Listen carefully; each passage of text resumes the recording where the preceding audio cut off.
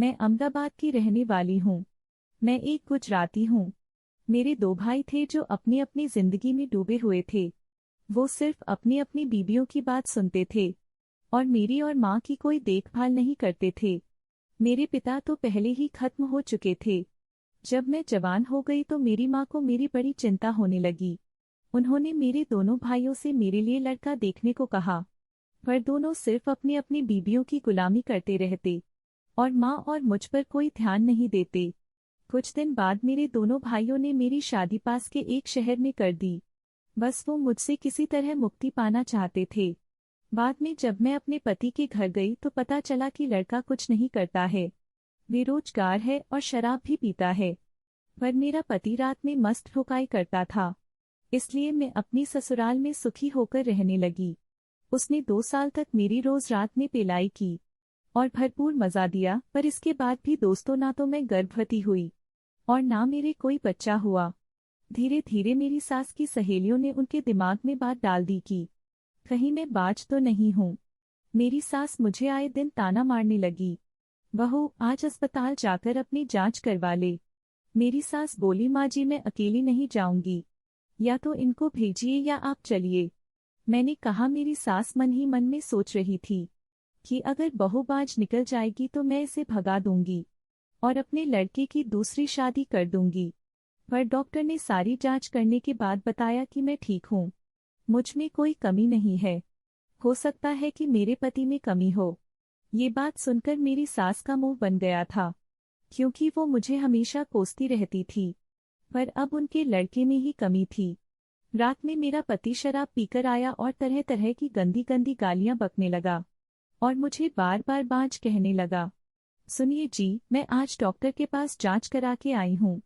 मैं पूरी तरह से सही हूँ, इसलिए डॉक्टर ने आपसे जांच करवाने के लिए कहा है। मैंने पति से कहा। बस इतना कहते ही वो चिढ़ गया और उसने मुझे 2-4 झापड़ मार दिए। मैं रोने लगी और अगले ही दिन मैं अपने मायके चली आई। मेरा भाई मुझे कोसने लगा कि इस तरह मायके आने से बहुत बदनामी होगी और मैं तुरंत ससुराल लौट जाऊं। पर मेरी माँ ने मेरा पक्ष लिया और दोनों भाइयों को खूब डांटा।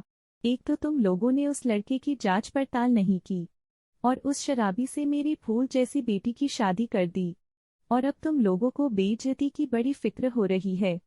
अगर वो नामुराद मेरी बेटी के साथ मार पीट करेगा तो मैं उसे ससुराल नहीं भेजूंगी, मेरी माँ ने कहा। इस तरह से 1 महीना गुजर गया। मैं मायके में ही थी। मेरे पति का बार बार फोन आता था, पर मैं कोई बात नहीं करती थी। धीरे धीरे उनको पिलाई की तलब महसूस होने लगी और वो मुझे ले गए और दोबारा हाथ न उठाने की बात कही। ससुराल आने पर पति ने जांच करवाई तो डॉक्टर ने बताया कि उनमें कमी है और मैं कभी भी मां नहीं बन पाऊंगी। ये बात जानकर धीरे धीरे मेरे ससुर का नियत मुझ पर खराब होने लगी और एक दिन उन्होंने दोपहर में जब घर पर कोई ना था, मेरा हाथ पकड़ लिया। मैंने बाथरूम में अपनी गुफा का जंगल अच्छे से साफ कर ली, बिल्कुल चिकनी गुफा बना ली। नहाकर मैंने बिल्कुल नई लाल रंग की मस्त साड़ी पहन ली और सारा श्रृंगार मैंने कर लिया। अलमारी से मैं बिल्कुल नई चूड़ियों का सेट पहन लिया। अपनी मांग में मैंने सिंदूर भर लिया, पर आज ये सिंदूर मेरे पति के नाम का नहीं था, बल्कि मेरे ससुर के नाम का था, क्योंकि आज रात मेरे ससुर मेरी नथ उतारने वाले थे। मैंने गले में मंगलसूत्र डाल लिया और एक हार भी डाल लिया। पैरों में मैंने बिल्कुल नई पायलें पहन ली और सज संवरकर अपने ससुर के कमरे में दूध का ग्लास लेकर पहुंच गई। आओ आओ बहू, मैं कब से आपका इंतजार कर रहा था। ससुर जी बोले, दूध आपके लिए। मैंने कहा और दूध का ग्लास उनकी तरफ बढ़ाया। वो हंसने लगे। बहू, आज मैं ये वाला दूध नहीं बल्कि तेरा दूध पीऊंगा, ससुर बोले। मैं लजा गई। धीरे धीरे उन्होंने वो मुझसे प्यार करने लगे और मुझे बाहों में भर लिया और अपने पास बगल में लिटा लिया। मैं अच्छी तरह से जानती थी कि आज इस पलंग पर मेरी पलंग तोड़ पिलाई होने वाली है। ये बात मैं अच्छे से जानती थी। ससुर जी ने मुझे बाहों में भर लिया और मेरे गोरे गोरे और फूले फूले गालों पर किस करने लगे। मुझे बड़ा अजीब लग रहा था, क्योंकि आज तक मेरे गुलाबी होठों का चुंबन सिर्फ मेरे पति ने ही लिया था। ससुर जी धीरे धीरे मेरे रसीले होठ चूस और पी रहे थे और धीरे धीरे उनके हाथ मेरे जिस्म पर इधर उधर जाने लगे थे। मैं मजबूर थी, मेरे पास कोई चारा नहीं था। आज मुझे ससुर से रात भर कसकर पेलवाना ही था बच्चा पाने के लिए। फिर मेरे ससुर के हाथ मेरे 38 के बड़े बड़े गोल गोल रसीले बॉल पर पहुंच गए और वो मजा लेकर मेरे बॉल दबाने लगे। कुछ देर बाद ससुर ने अपना शर्ट पैंट निकाल दिया और मेरे दोनों हाथ सीधे कर दिए और मेरी लाल रंग के ब्लाउज की एक एक बटन खोलने लगे। मेरा दिल धक धक कर रहा था। कितनी बड़ी बात थी, आज मैं अपने ससुर से पेलवाने जा रही थी, उनका केला खाने जा रही थी। कुछ देर बाद उन्होंने मेरा ब्लाउज खोल दिया और निकाल दिया। अब मैं ब्रा में उनके सामने पड़ी थी। फिर उन्होंने मेरी ब्रा भी निकाल दी। मेरे दो बड़े ही हसीन बॉल आज ससुर जी के सामने थे। मेरे ऊपर लेट गए और मेरे हसीन बॉल मजा लेकर पीने लगे। मेरे 38 के बॉल बहुत ही बड़े और विशाल थे। ससुर उसे मजे से चूस रहे थे। मेरी कतराई छातियां इतनी बड़ी थी कि मुश्किल ने उनके हाथ में आ पा रही थी। वो तेज तेज मेरे बॉल को दबा रहे थे। मेरे रसीले बॉल किसी स्पंज छेने की तरह लग रहे थे। जिस तरह से छेने को दबाने पर रस टपकने लगता है और छोड़ दो तो छेना अपने आकार में फिर से वापस आ जाता है, ठीक उसी तरह मेरे बॉल के साथ हो रहा था। जब ससुर जोर से मेरे बॉल दबाते थे तो वो पिचक जाते थे, पर जैसे ही वो छोड़ते थे फिर से मेरे रसीले बॉल उतने बड़े हो जाते थे। इस तरह से ससुर मुझे बड़े प्यार से मेरे बॉल खींच खींच कर पीने लगे। मैंने अपनी आंखों से देखा, ससुर जी का केला किसी बिजली के खंभे की तरह खड़ा हो गया था। बड़ी देर तक वो मुझे अपनी बीबी की तरह मेरे दोनों बॉल अदल बदल कर पीते रहे।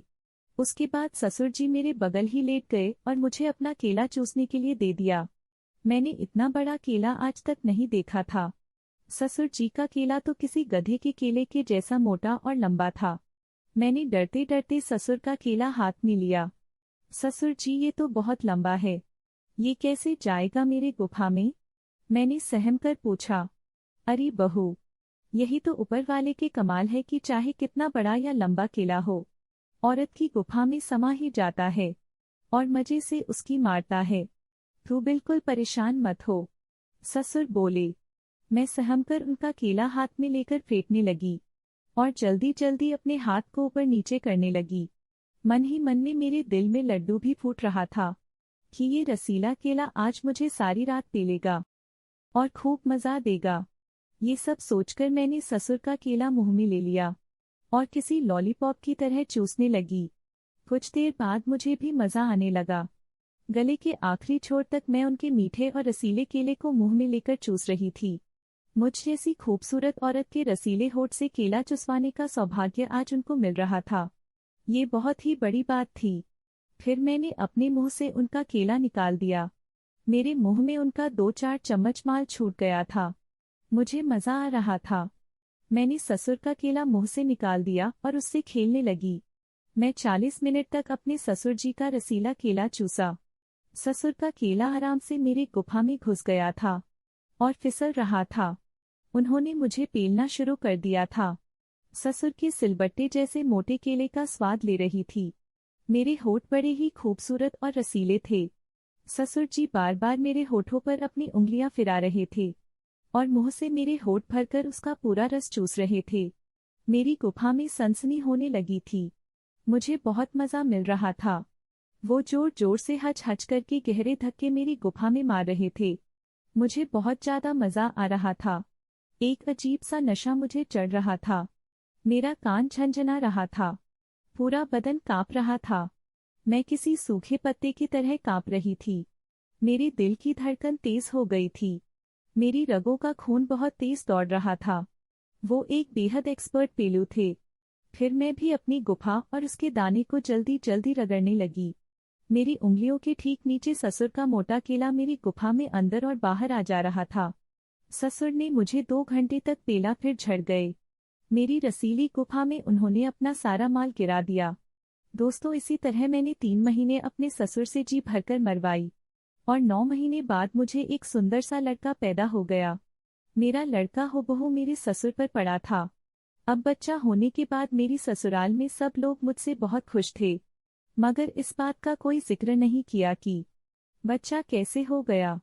तो कैसी लगी ये कहानी कमेंट में अपनी राय दें और चैनल को सब्सक्राइब कर दें।